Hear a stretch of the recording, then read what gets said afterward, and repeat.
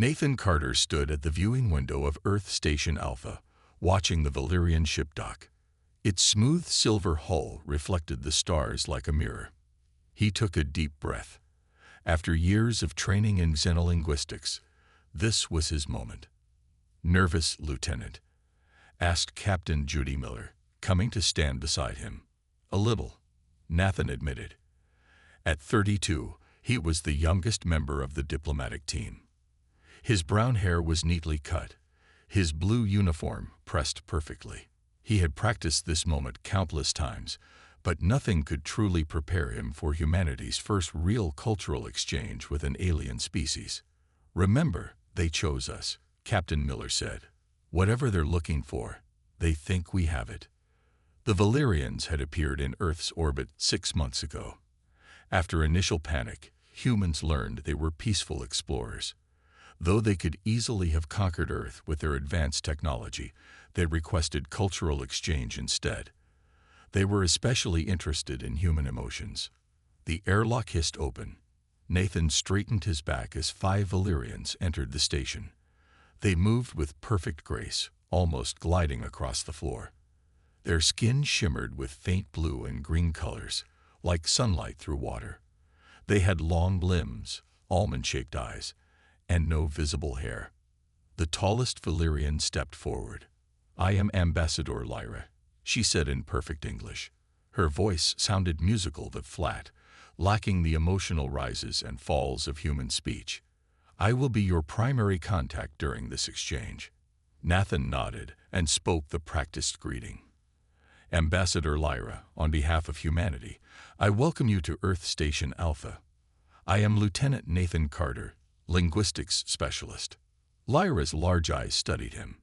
She was beautiful in an alien way, her movements precise and controlled. "You will teach me about human expressions and emotions," she stated. "Yes," Nathan replied. "And I hope to learn about Valyrian culture as well." "Good. Let us begin immediately." The first weeks were strange.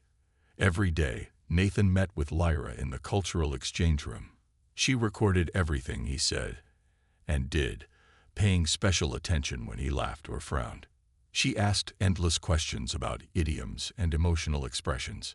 "What does it mean to have a heavy heart?" she asked one day, her head tilted slightly. "It means to feel sad or worried," Nathan explained. "But the heart is a blood-pumping organ. How can sadness affect its weight?" Nathan smiled.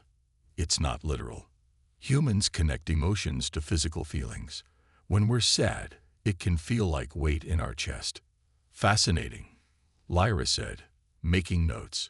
"Valyrians do not express emotions this way." "How do Valyrians express feelings?" Nathan asked. Lyra paused. "We do not. Not as you understand them." As days turned to weeks, Nathan noticed something odd. Whenever he expressed strong emotions, laughing at a joke, showing excitement about a breakthrough, Lyra's skin would ripple with faint colors. The other Valyrians never showed these reactions. One day, while showing Lyra old Earth movies, Nathan played a scene from a classic romance. The human characters confessed their love in the rain. As Nathan wiped away a tear at the touching scene, he noticed Lyra staring at him with unusual intensity. "You leak water from your eyes," she observed. "It's called crying. It happens when we feel strong emotions, sometimes sadness, sometimes joy. You cry from happiness."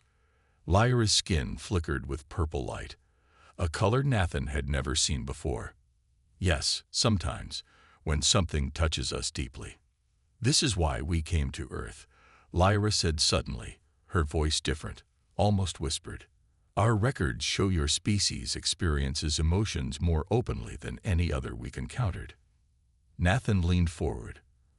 "Are you saying Valyrians have emotions too?" Lyra's skin darkened. "I have said too much. We should continue tomorrow." As she left, Nathan knew something important had just happened. The Valyrians were hiding something about emotions, and somehow he felt certain that unlocking this mystery was the real reason they had come to Earth. Nathan stared out at the stars. thinking of Lyra's flickering skin.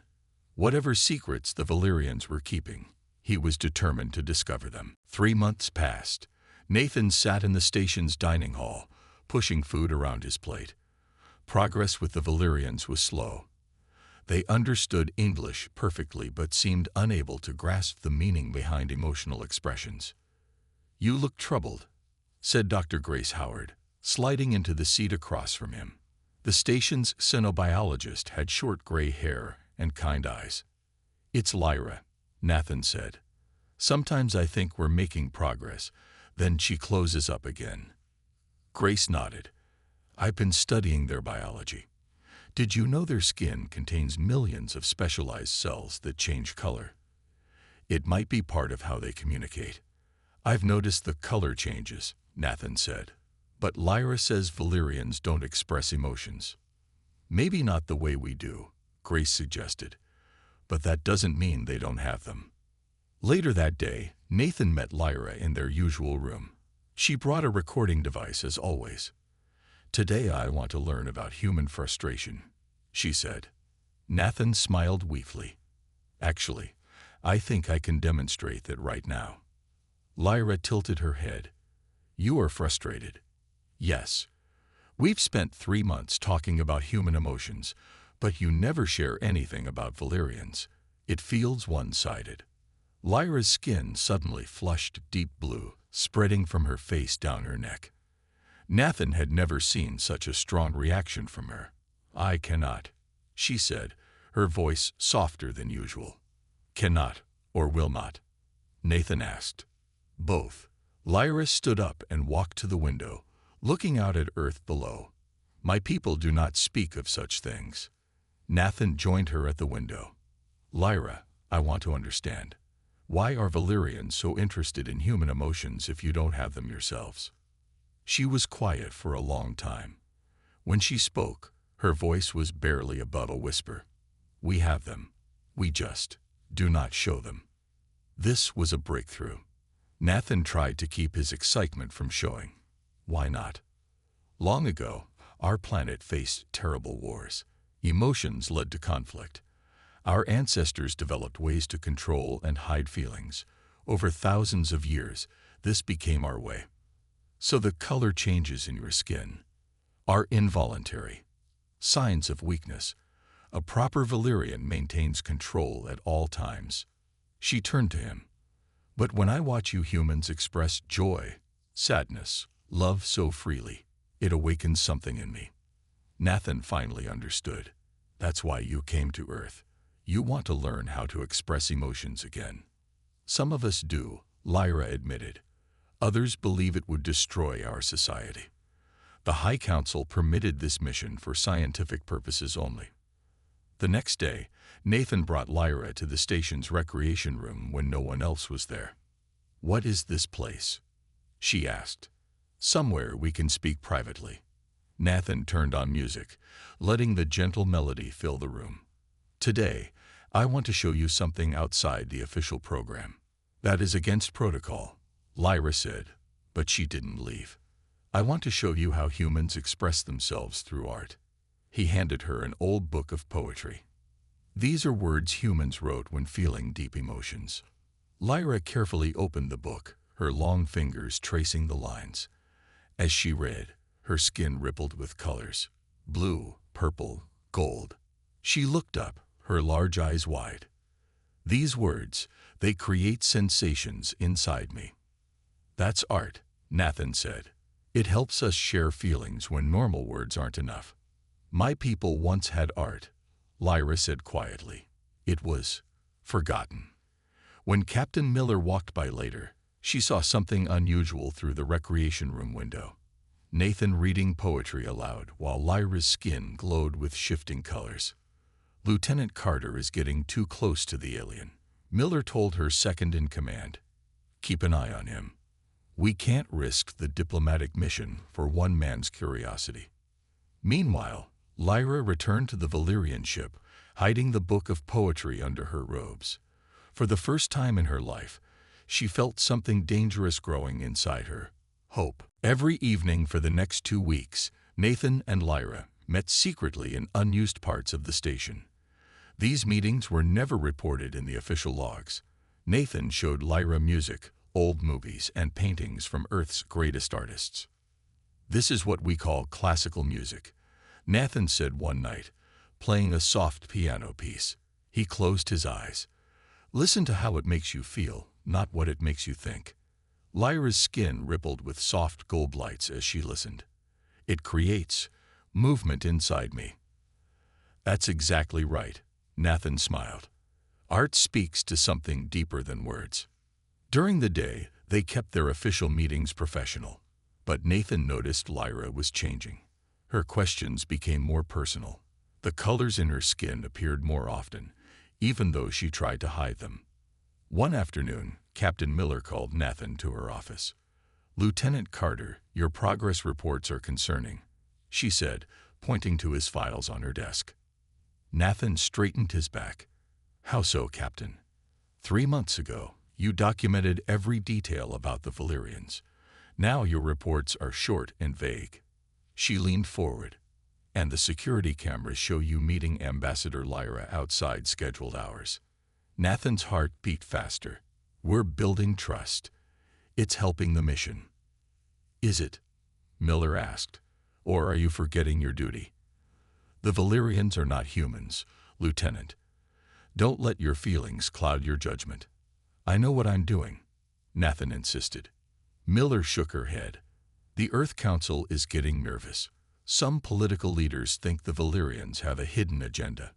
Don't make things worse." That evening, Nathan almost canceled his meeting with Lyra, but decided against it. When he arrived at their secret spot in the observation deck, she was already there, watching Earth below. "My superiors are asking questions," Nathan said. Lyra turned to him. "Mine as well." "Why are they so afraid of emotions?" Nathan asked.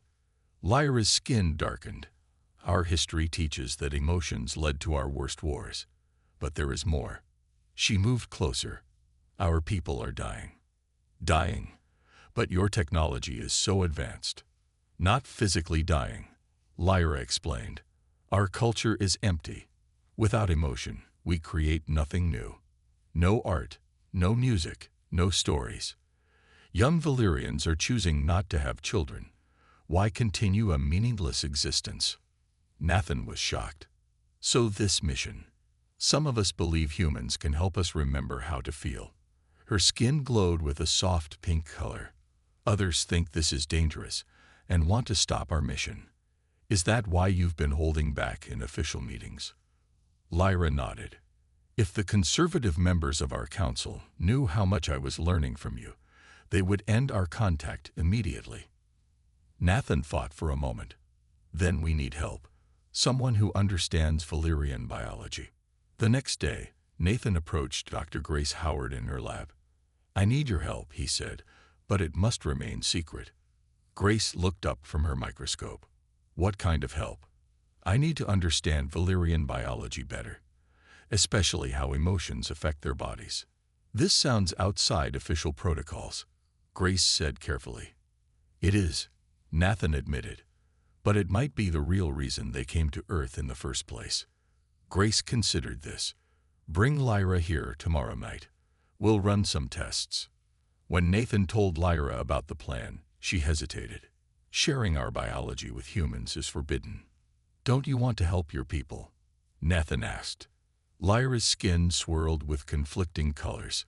Finally, she nodded. "I will come, but we must be careful. If the council learns what we are doing—" She didn't finish her sentence. "I understand the risk," Nathan said. What neither of them knew was that Captain Miller had ordered security to track Nathan's movements.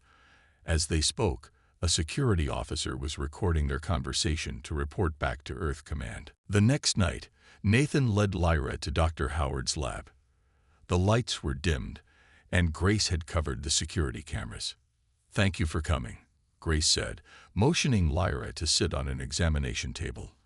"I promise, this will be just between us."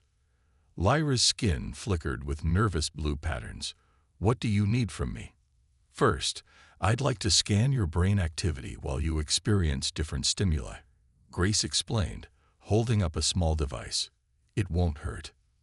Nathan stood nearby as Grace placed sensors on Lyra's temples. She then showed Lyra images on a screen. Beautiful landscapes, people laughing, children playing. "Your brain patterns are fascinating," Grace said, watching her monitor. "When you see emotional content, areas light up similar to human brains, but then other areas quickly suppress the activity. As we are taught from birth," Lyra said quietly. Grace nodded. "Nathan, can you play some music? Something meaningful to you." Nathan chose a piece his mother used to play when he was a child. As the gentle melody filled the room, he closed his eyes, remembering her. Grace watched her instruments with growing excitement. "Lyra, your brain is showing intense activity in the emotional centers." "I feel something," Lyra admitted, her skin swirling with colors. "Nathan, explain what this music means to you," Grace suggested. "My mother played this when I was small," Nathan said. "She died when I was 10. This music reminds me of her love, her kindness." His voice grew soft. "It makes me feel both sad and happy at the same time." Lyra looked confused. "How can you feel opposite emotions together?" "Human emotions are complex," Nathan explained. "Sometimes joy and sadness exist together in what we call bittersweet feelings." "I want to understand," Lyra said suddenly. "In my culture, we have a way to share thoughts directly, but it is only used in emergencies." Grace looked concerned. "What are you suggesting?" "A mind link," Lyra said. "I could experience Nathan's emotions directly." "Is that safe?" Nathan asked. "For me, perhaps not," Lyra admitted. "It might overwhelm my control systems, but I am willing." Nathan thought for a moment. "If you think it will help your people, I'm willing to." Grace protested, but Lyra had already raised her hands to Nathan's face. Her fingertips glowed with soft light as she placed them on his temples. "Think of the music. Remember your mother," Lyra whispered. Nathan closed his eyes and remembered. The feeling of sitting beside his mother at the piano, her smile, the sadness of her hospital room, the music playing at her funeral. Lyra gasped. Her entire body glowed with intense colors. Blues, reds, golds all swirling together. She trembled, then collapsed to the floor. "Lyra." Nathan knelt beside her. Grace quickly checked Lyra's vital signs. "She's alive, but her system is in shock." For 3 hours, Lyra remained unconscious while her skin pulsed with waves of color. Finally, her eyes opened. "Nathan," she whispered. "I'm here." He took her hand. "I'm so sorry. We shouldn't have tried this." But Lyra was smiling. Actually smiling, something Valyrians never did. "No," she said. "It was beautiful. All this time, we thought emotions would destroy us. But they are." "What?" Nathan asked. "Life itself," Lyra said simply. The lab door suddenly burst open. Captain Miller stood there with 2 security officers and a tall Valyrian official. "Lieutenant Carter, you are relieved of duty," Miller said coldly. "And Ambassador Lyra, your council representative is here to escort you back to your ship." The Valyrian official looked at Lyra with disgust. "You have broken our most sacred laws. The council will decide your punishment." As guards led Nathan away, he looked back at Lyra. For the first time, her face showed clear emotion. Fear. Nathan sat alone in his quarters, now his prison. For 3 days, he had heard nothing about Lyra. His security clearance was gone. His communication devices taken away. The door slid open. Dr. Grace Howard entered, looking tired. "Grace," Nathan stood quickly. "What's happening? Where's Lyra?" "On the Valyrian ship," she said. "They're keeping her isolated. But I've been allowed to check her medical condition." Grace lowered her voice. "Nathan, something incredible is happening to her." "What do you mean?" "Her brain chemistry is changing. The areas that suppressed emotions are becoming less active. She's evolving." Nathan ran his hand through his hair. "Is she okay?" Physically, yes, but the Valyrians are treating her like she's sick. Grace placed a small device on his table. She asked me to give you this. It's a Valyrian communication tool. She recorded a message. After Grace left, Nathan activated the device. A small hologram of Lyra appeared. Nathan. Her voice was different now, filled with feeling. I don't have much time. What happened between us has changed me. The council says I am damaged, but for the first time, I feel whole. Her image flickered as she looked over her shoulder, then continued. I must tell you the truth about why we came to Earth. For centuries, Valyrian children have been born with increasing emotional sensitivity. Our suppression techniques work less with each generation. Some see this as a disease. Others, like me, believe it is evolution. Lyra's hologram leaned closer. Our leaders fear emotions will bring back war and chaos. But I believe the opposite, that without emotions, we are slowly dying as a species. That is why I came to Earth.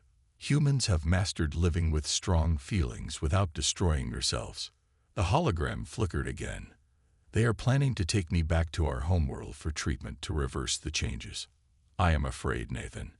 I don't want to go back to the emptiness. The message ended. Nathan sat in shock, then replayed it 3 times. He had to help her somehow. The next morning, Captain Miller came to his quarters. Lieutenant Carter, the Earth Council has reviewed your case, she said formally. They've decided not to press charges considering your service record. What about Lyra? Nathan asked. Miller frowned. The Valyrian ship leaves tomorrow. Ambassador Lyra will return to their homeworld. Captain, you don't understand. They're going to erase her emotions. It's like killing part of her. It's their culture, their choice, Miller said. Don't make this worse, Carter. After she left, Nathan paced his room. He couldn't let this happen. He activated the communication device again, hoping Lyra might send another message. Instead, a different Valyrian appeared in the hologram, an older female with serious eyes.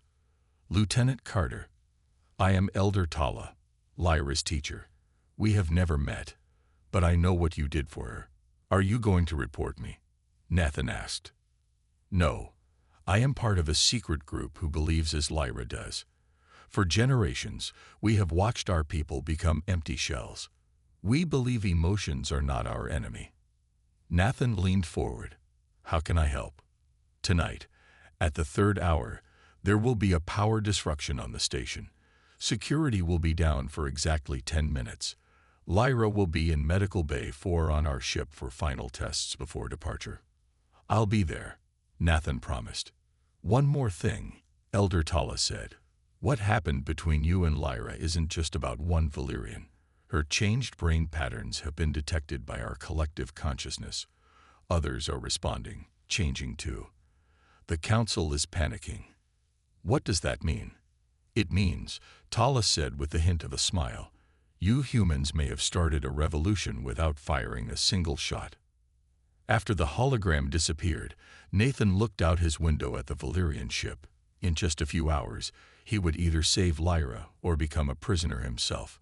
Yet somehow, he wasn't afraid. For the first time since meeting the Valyrians, he felt something unexpected. Hope for 2 worlds. At exactly the 3rd hour, the lights on the station flickered and went out. Emergency lights cast red shadows across the walls. Nathan was ready.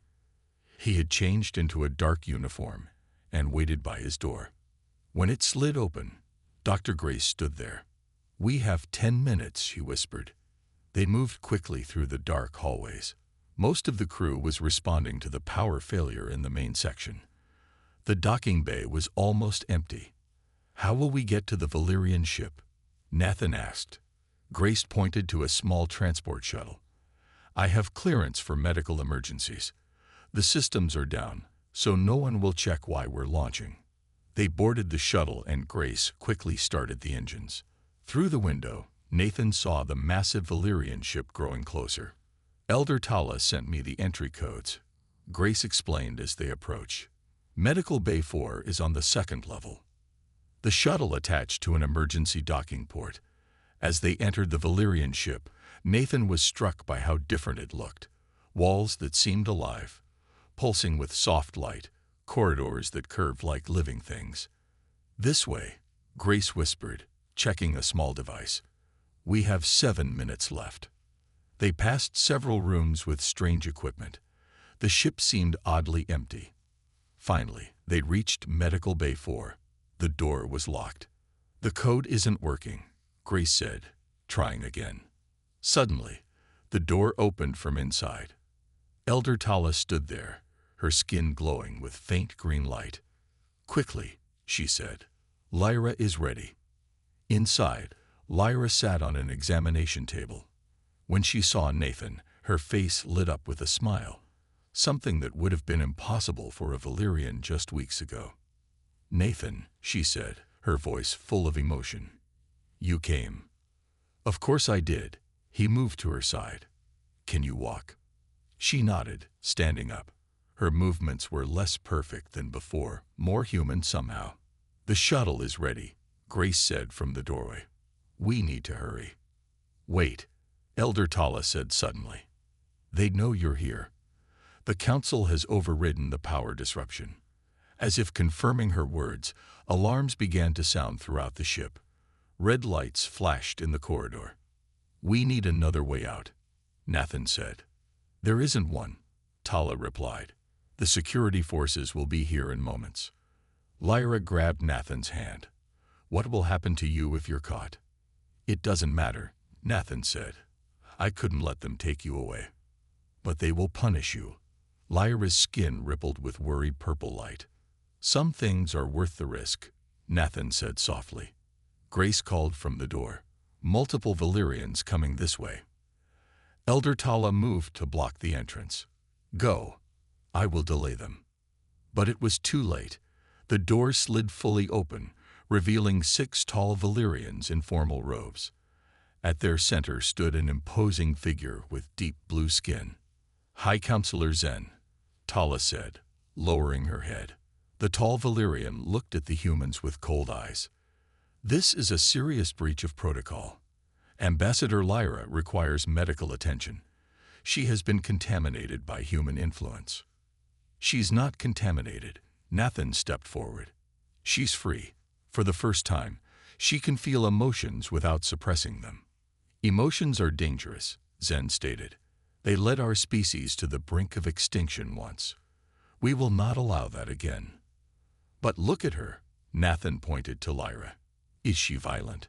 Is she dangerous? Or is she more alive than before?" Lyra stepped forward, her skin glowing with confidence. "High Counselor, I am still Valyrian. I am still myself. But now I understand what we've been missing." Zen's face remained hard. "You will return to our homeworld for treatment. The humans will face consequences for this interference." Guards moved toward Nathan and Grace. In that moment of crisis, with everything falling apart, Nathan turned to Lyra.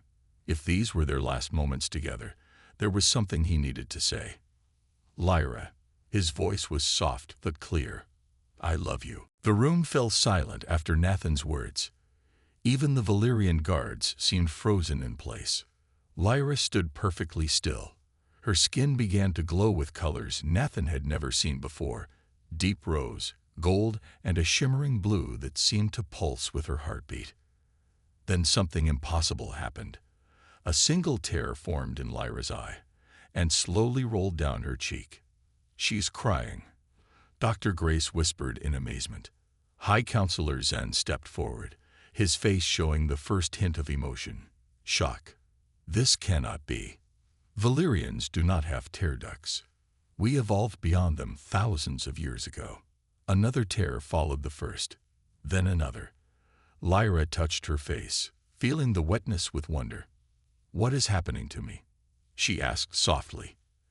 Elder Tala moved closer, her own skin beginning to shimmer with similar colors as Lyra's. "The ancient texts speak of this. When our ancestors first suppressed emotions, they lost the ability to cry. It was thought to be gone forever." Zen's guards looked at each other uncertainly. One of them touched his own face, as if checking for tears. "What are you feeling?" Nathan asked Lyra gently. "Everything," she replied. "Sadness, joy, fear, hope, all at once. And something else." She looked into his eyes. "I love you too, Nathan." As she said these words, something remarkable spread through the room.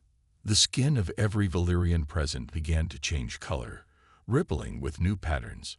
Some of the younger guards touched their faces in confusion as their eyes grew moist. "It's spreading through the collective consciousness," Elder Tala explained. "Lyra's emotional breakthrough is affecting others." High Counselor Zen backed away. "Stop this. Control yourselves." But even his stern face showed signs of change, his eyes glistening. "You cannot stop it," Tala said. "For too long, we've denied our true nature. Emotions are not our enemy. Suppressing them is what's killing our species." Through the ship's windows, Nathan could see lights flickering on the other Valyrian vessels. Whatever was happening was spreading beyond this room. Captain Miller suddenly appeared in the doorway with more security officers. She surveyed the scene with confusion. "What's going on here?" she demanded. "Something beautiful," Dr. Grace answered. "A revolution. Not with weapons, but with tears." Over the next hours, reports came in from across the Valyrian fleet. Hundreds of Valyrians were experiencing emotional responses, many crying for the first time in their species' recorded history. The collective consciousness that had once enforced emotional control was now spreading emotional freedom. 3 days later, Nathan and Lyra stood together at a formal meeting between Earth leaders and the Valyrian Council. High Counselor Zen had been replaced by a council of 5, including Elder Tala. "We propose a new kind of exchange program," Tala announced.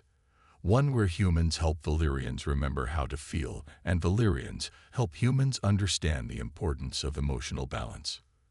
The first thing we must learn," added another counselor, "is how humans manage to feel so deeply without destroying themselves." Nathan looked at Lyra beside him. She wore her emotions openly now, her skin constantly shifting with subtle colors that matched her feelings. "It won't be easy," Lyra said later as they watched Earth from the observation deck. "My people have thousands of years of suppression to overcome. But you've made the first step." Nathan took her hand. "And you won't do it alone." Lyra smiled, still marveling at how natural it felt. A single tear of happiness slid down her cheek. "To think, all of this started because you said 3 simple words." "I love you," Nathan repeated. "And I cried." Lyra finished, leaning against him as they gazed at the blue planet below. The world that had taught an advanced alien species the most important lesson of all. That true strength comes not from controlling emotions, but from embracing them.